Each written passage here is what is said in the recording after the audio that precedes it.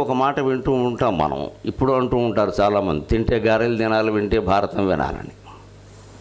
గారెలే ఎందుకు అన్నారు నాకు పట్టుదల. ఇక పిండి వంటలు లేవా? తెలుగువాడికి గారెలు ఇష్టం, గారెలు బాగుంటాయి, అది సమాధానం కాదు. గారెలు ఎందుకన్నారు? బొబ్బట్లు ఉన్నాయి, పులిహోర ఉంది, మిరపకాయ బజ్జీ ఉంది, దమ్ముంటే చాలా ఉన్నాయి కదా. తింటే గారెలు తినాలి, వింటే భారతం వినాలి.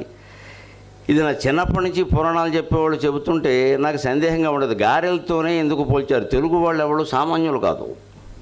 ఇప్పుడు ఇంగ్లీష్ మీడియం వచ్చాక పనికిమాలిన వాళ్ళు అయ్యారు, కానీ ఇదివరకు చాలా తెలివితేటలు ఉండేవి. మొత్తం 4 వేదాలు తెలుగువాడి ముందు అరుగు మీద కూర్చుని వినిపిస్తే 4 వేదాల సారాన్ని ఒక్క మాటలో చెప్పేస్తాడు తెలుగువాడు. తెలుగువాడు అంటే అంత గొప్పవాడు, అంత వాడి ఒక్క మాటలో చెప్పేస్తాడు. జగమే మాయ, బ్రతుకే మాయ, వేదాలలో సారం ఇంతేనయ్యా అంటే ఒక మాట